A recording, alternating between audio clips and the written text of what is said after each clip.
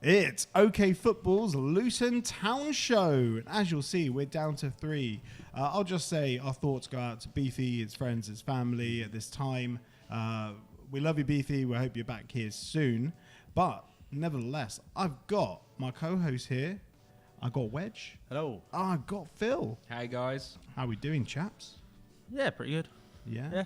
Off the back of 3 points. It was, and a dominating win. Yeah, dominating. Domination. I think that your vocabulary needs to extend a little bit. It was not a dominating win, but it was a win nonetheless, and we'll dig into that. But yeah, no, it's a lot nicer coming here on a wet, windy, drizzly Sunday morning when we've off the back of 3 points. So exactly. Yeah. Look, we're braving Storm Burt, so you don't have to, and we've struggled down to the pub Sunday morning. Struggled down. As you can see, I had to oversleep for this as well. Yeah. Yeah, you had a little sleep, didn't you? And we're here, we're having a lovely pint, and we're going to talk about everything that's happened to Luton Town this week in our news segment. I heard it through Rowan's grapevine. I heard it through Rowan's grapevine. Shamona. Right, chap. So that dominating win against Hull. One-way traffic at times. I didn't even know that an opposition team had actually turned up for the game. So, yeah, we won 1-0 in my instant post-match reaction, which I forced you guys to watch before we started. Willingly, I watched it.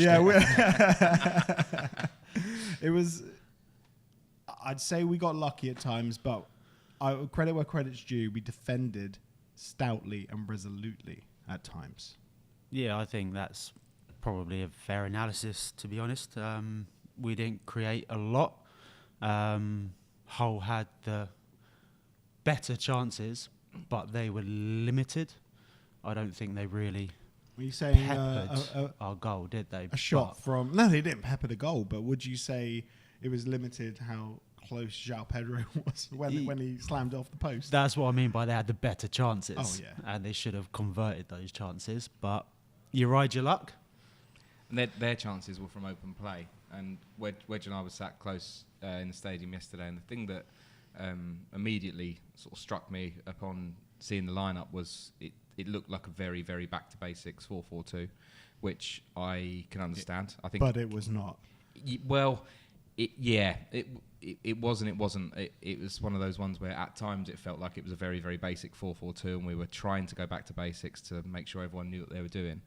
And at times we were being sort of picked off. But I mean, the reality of it is I felt like throughout the vast majority of the game yesterday that the only way we were going to score was through a set piece. You play 4 centre-backs across a back 4, and you would like to think that you've got some height advantage. We've add that to our strikers as well, and you've got a good shout at scoring some goals from set pieces. But in open play, it was a bit clunky, I would say. But what has it become whereby we are struggling to carve anything out in open play, regardless of whether Alfie Doughty's in the team or out the team?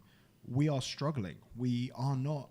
Even at the beginning of the season, we were creating chances, and Elijah was missing those chances. But now we've regressed so far in the sense that we're unable to carve out anything for Elijah or Carlton. And we'll talk about Carlton a little bit later, I guess.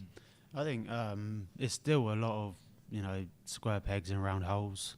We're playing 4 centre-halves across the back. We've gone back to 4-4-2, but we've got Ted and Mengi at left back. I know Amari had to drop out late, but he hasn't got that influence going forward that you would have from Amari or Alfie.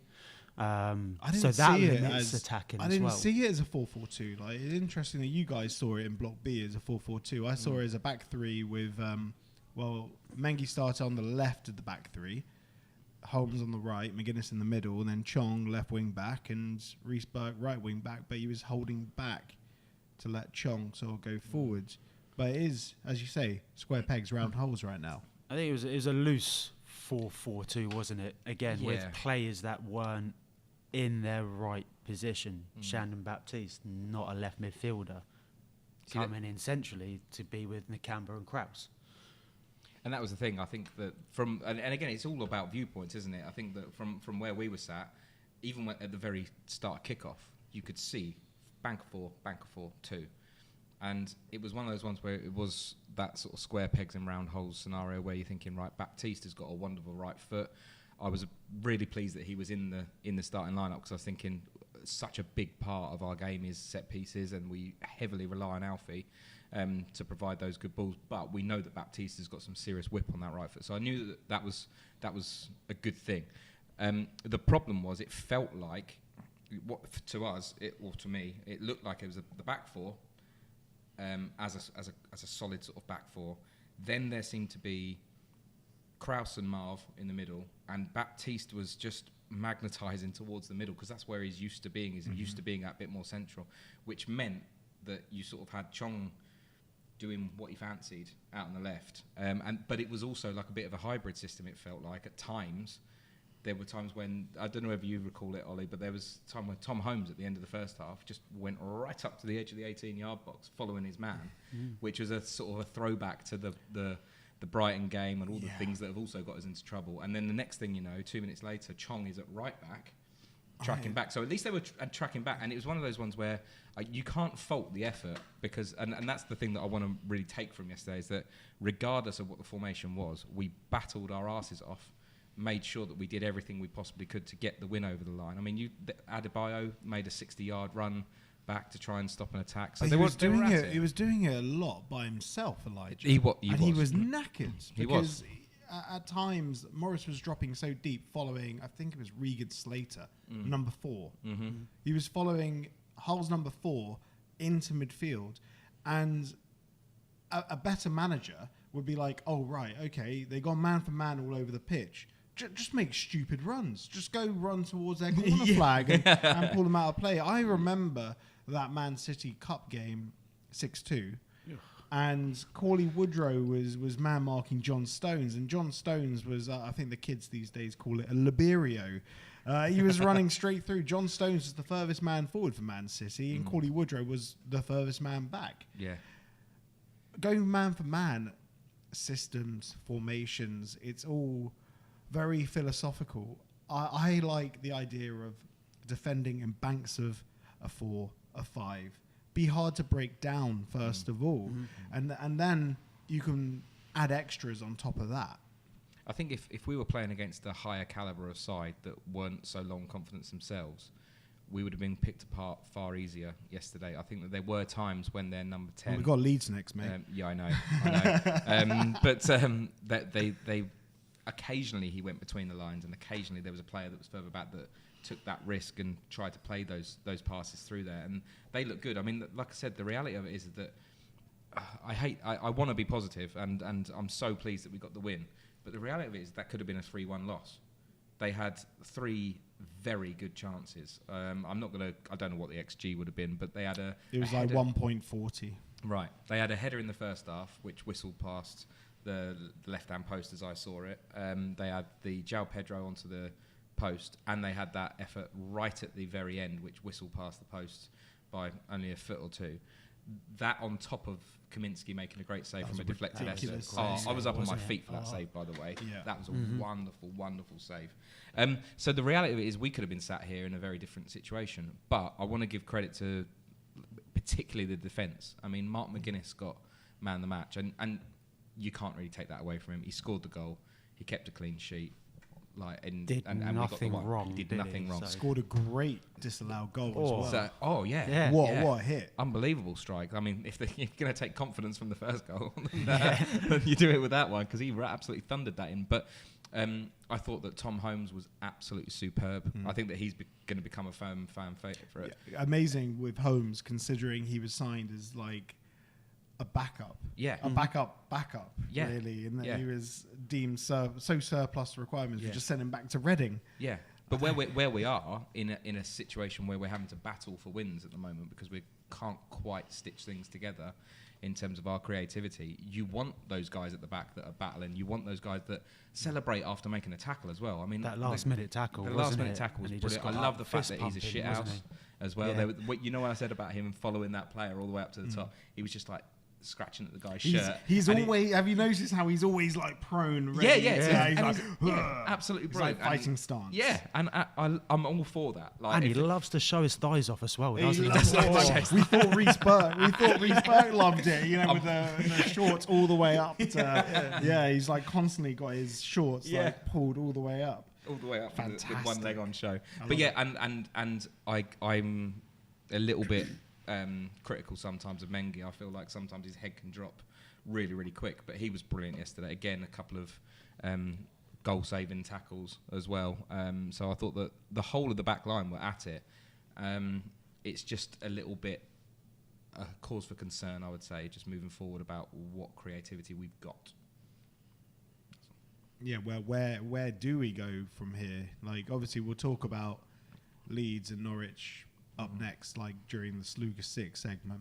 But in a way, it's good that Rob Edwards seemed a bit more chipper. He did. Yeah, and I'm not making it about, he looks miserable, this and that. He's probably got stuff going on in his personal life. Who knows? And we shouldn't speculate about it. But at the same time, that's the thing. You got to put a faux personality on or something, because if players are rolling in and you're just miserable, then the players aren't really going to respond to that. I'd like to think that break was really productive for him, because he came back and he looked like he was just had a bit of life about him when he was going around. He didn't sort of melt into the background of the players clapping as they went around Kenilworth Road. Yeah, he was actually enjoying it. He was at the forefront, enjoying the fact that he had a win. Saw the odd smile. smile. Thank you, seeing him smile. And then also I think that whilst there was disagreements in terms of certain little things, but there was like a little group at the back of Chong, Mengi, Adebayo and Pelly. And they were having a great laugh, even though I think that Chong was getting a little bit wound up by a comment, but they were all absolutely buzzing for the fact that they weren't having a load of banter between them. So I'd like to think that the break has really been good for the team and the morale. I'd like to think that. It looked like it. They all went off and did their own things. I heard Carlton Morris was at Centre Parks. Good on him. Yeah, they've all gone off and done their own things. Glad he didn't get injured. Going down cycling around the grounds or something. Pull a hamstring. Maybe that's why he looked so tired yesterday. I hear Woburn. Woburn is very hilly when it comes to cycling around there. Yeah, I was going to say, get him to the Norfolk one. It's flat. That's a good shout. I'll tell the wife. So it's one of those ones where I think ultimately, if we came off of yesterday with a draw, even I think that those last 10 minutes, it was one of those ones where there was no atmosphere yesterday in the crowd. By the way, it was dead. It was dead. It was awful. It was a really really nervy atmosphere, and you can't blame the fans for that. I'm sorry, but it's a reciprocal thing. Like, you want the team to give you something to get behind. You want a crunch and tackle. You want a nice bit of play, but it's a two-way thing. We need something to get behind, but you're going to be in a bit of a bad mood after being thumped 5-1 away. Those guys that went away to that loss, I wasn't one of them, fortunately, but you've got to feel bad for those guys, and those are the guys that are typically quite loud, I would suggest, that will get behind the team, and of course it's going to be a bit flat. The only thing that really happened was when the actual intensity of the nervousness got so heightened towards the end, that was when we sort of got behind them from, like, I don't know, it probably took about 85, 86 it's almost minutes. like the nerves just boiled over, and it was like, right, let's make some noise and get behind them. Yeah, but the team needed a bit of fan interaction just to get them over the line. What I was going to say as well is that when you look at the week we've got ahead, when we looked at the fixture list at the very, very start of the season, before a ball had been kicked, I looked at this week and thought, that's going to be hard. Leeds away and Norwich away, and I know that Norwich are in an absolutely disgusting run of poor form, but you just don't know. You just don't know. We're not call it consistently inconsistent. Yeah. So they still have a lot of talent. They still create a lot of chances from open play, and then they have Borja Sainz who can just do something. Make you score an own goal, as we'll talk about later on in the championship one. Yeah.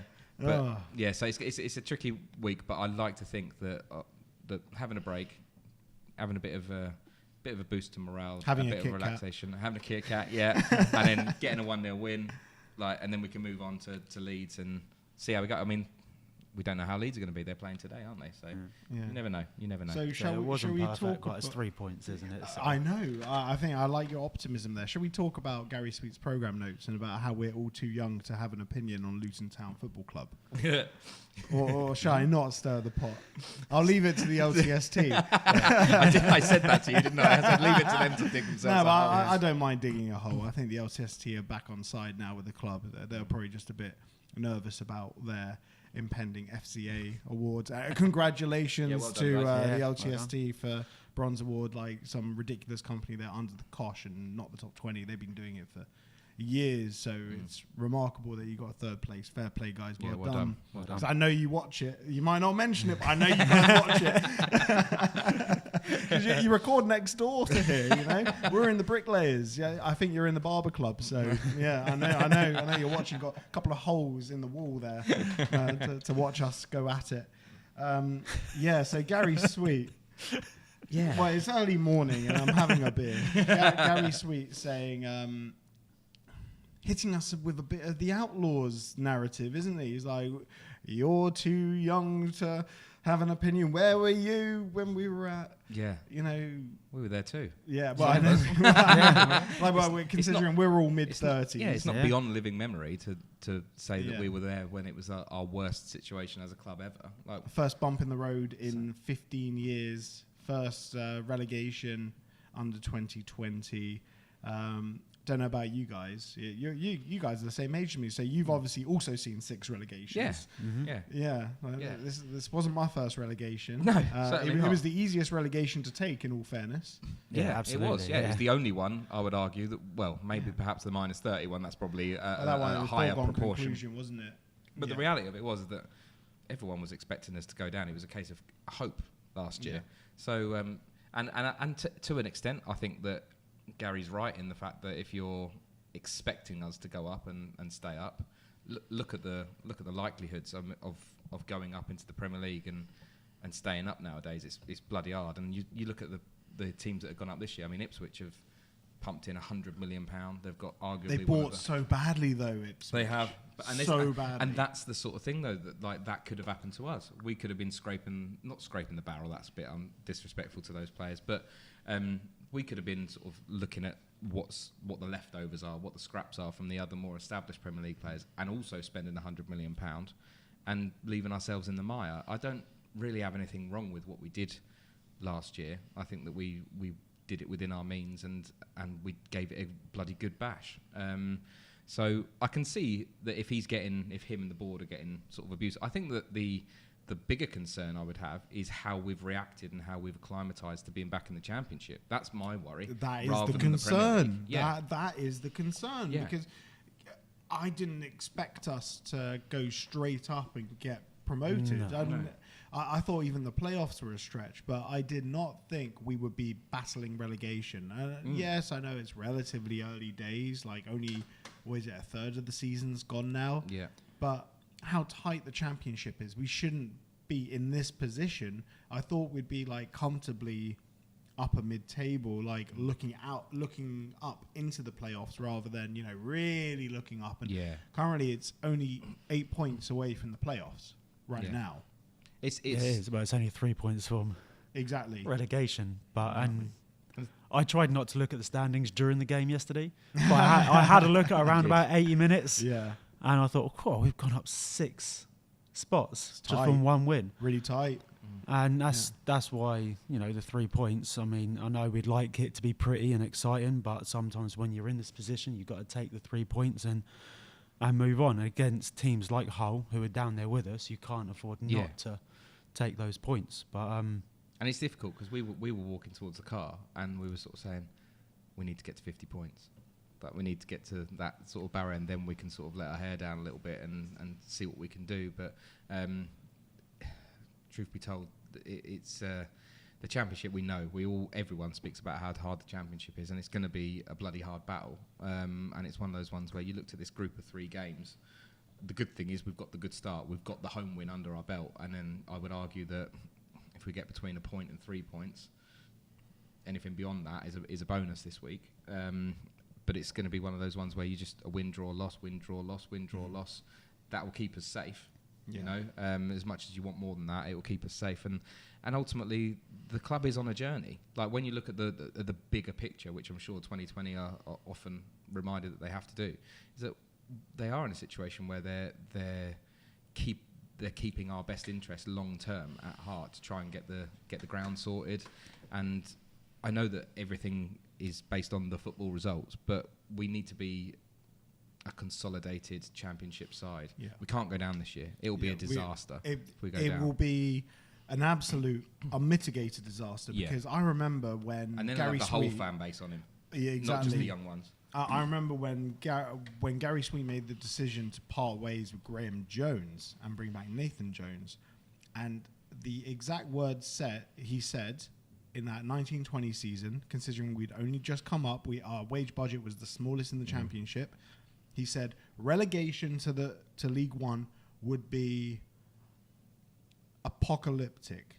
Now have a look at where we got, above average championship wages on the book, where we're probably upper mid-table in terms of how we're paying our players, possibly playoff positions in terms of how we're paying our players. That would be apocalyptic for a team that has a capacity of 12,500 right now. Yeah. That would be cataclysmic if we were to be relegated. Yeah. And it's only going to get more difficult to get out of League One with the teams which are currently in League One. It's becoming a graveyard, mate. It is. I mean, Championship is Premier League B. Yeah. Really, it is Premier League B league. And then the worst thing is, like you said, there are some sleeping giants in League One for sure.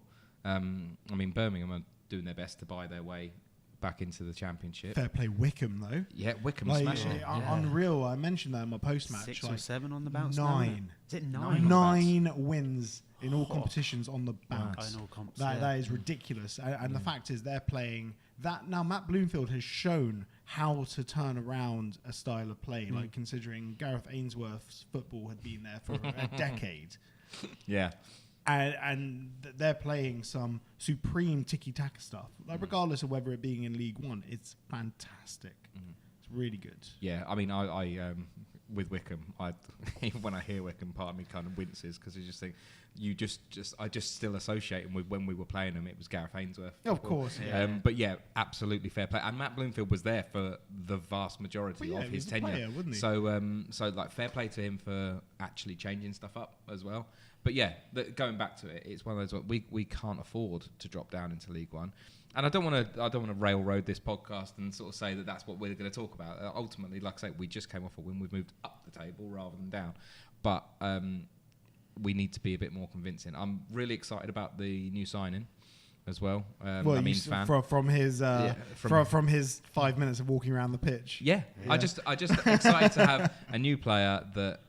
He's obviously been playing at a decent standard, and why not get excited? Like there's not a lot to get excited about. We're not seeing him until January, but still, it's only about a month away. So job's good. And let's you sign in third of the way through the season. Yeah, it gives you something to be excited about. Yeah, I think it's very good of us that we let him sort of finish his season. I think they finished second or third. Yeah, they did really well. Yeah, and he got like man of the match display. He got 3 assists in his last game. Fortunately, not injured. Yeah.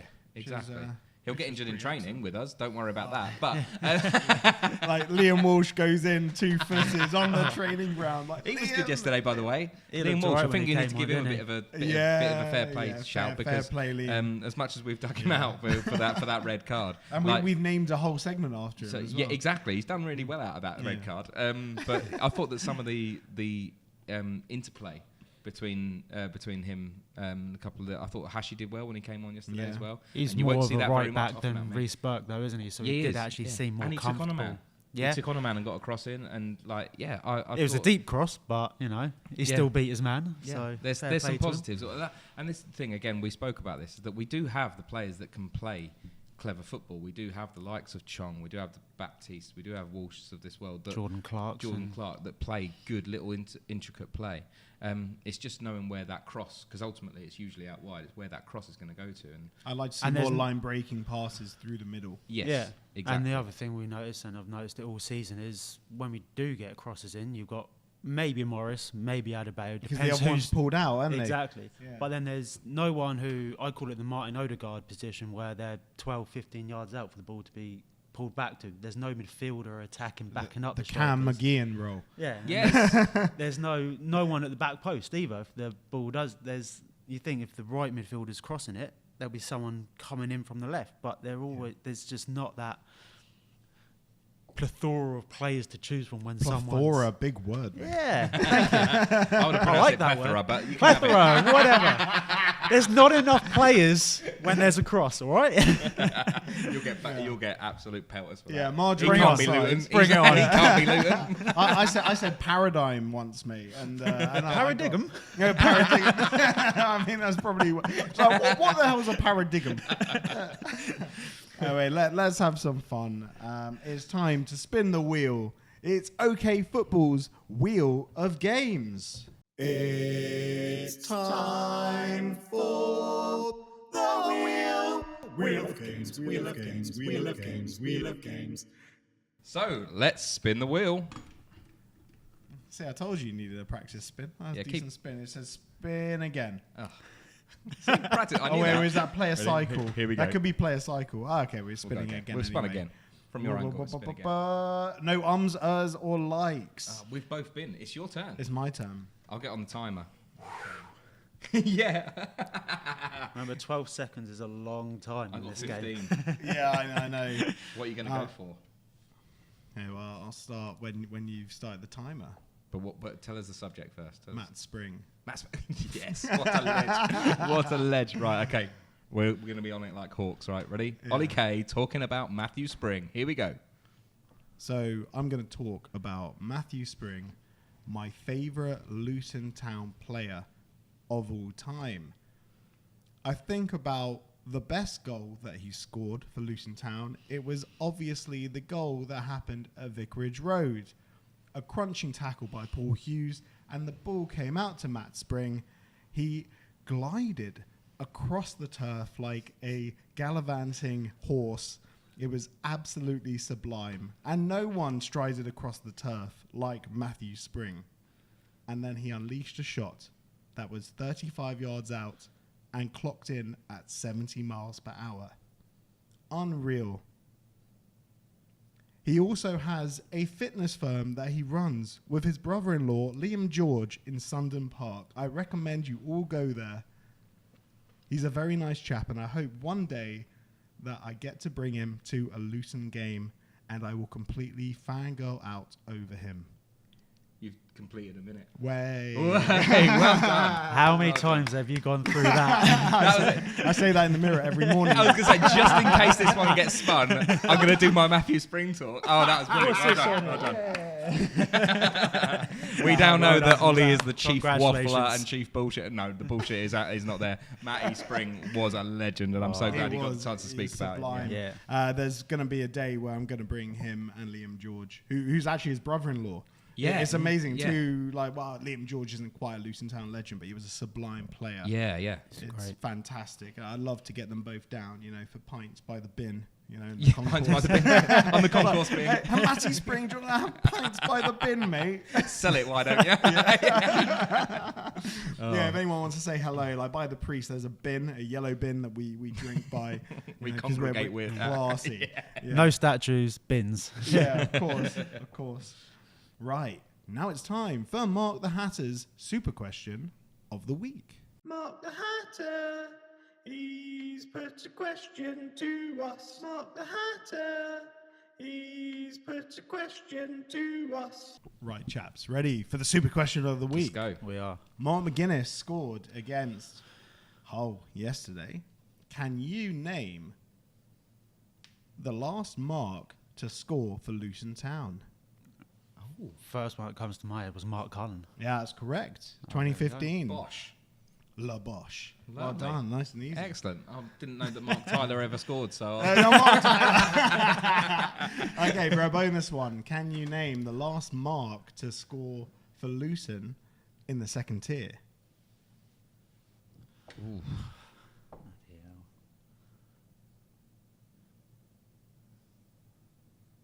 So we're talking the championship when we was in the Championship last, as in No, 2005, 2006. this would be like 1990. 1990. Oh, No, but Oh, 1993.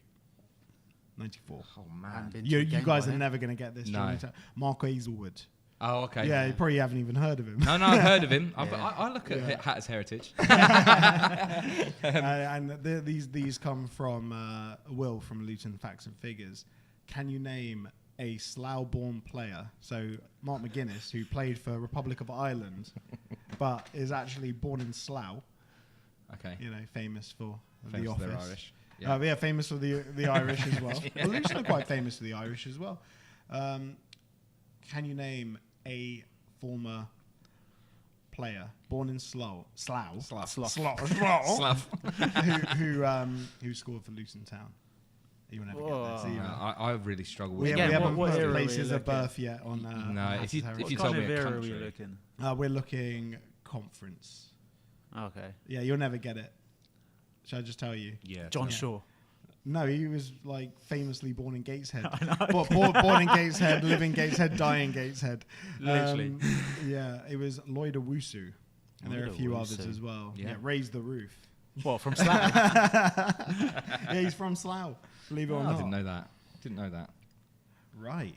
But Phil, why is this podcast different from all other podcasts? I don't know, Ollie. Why is this podcast different from all other podcasts? Because there's a Joe Kinnear. I'll just do it by myself. Yeah, just do what you said. It's all right. Well, yeah. It's Matt's. We know it's Matt's gig, Yeah. so usually I'm with you on that one, Ollie, but not today. I'm taking up. I just wanted to stitch you up. So, What do you call a Frenchman wearing sandals? Philippe Philop.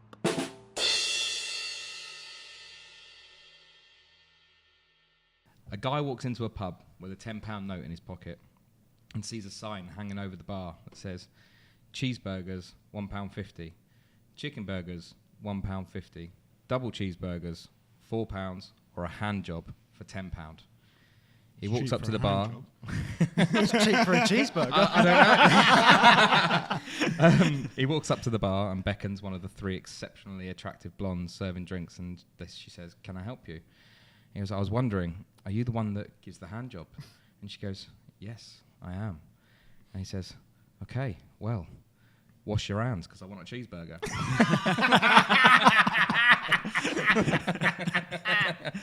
It's a good one. I like it. Prepare for that one to be cut by Kate. Kate, please keep it in. Brilliant. Oh, right. So, shall we have an update from the Sluga 6 Prediction League?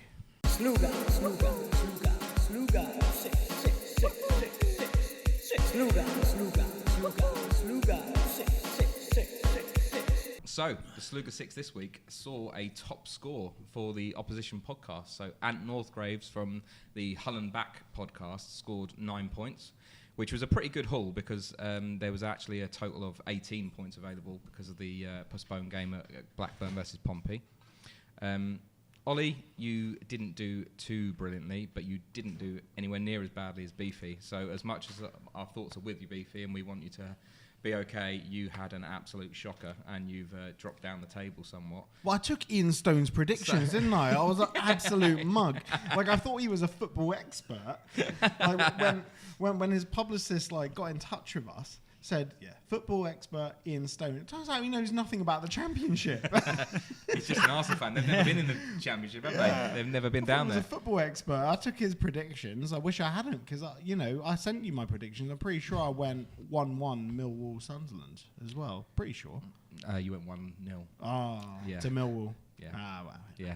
So, Forget about whereas Matt and I got that one on the head as a 1-1 draw. So yeah. And I'm actually finally creeping up. The number at the start of my totals matches the rest of you. So, Ollie, you're at the top on 59. Of course. And I'm at the bottom on 50.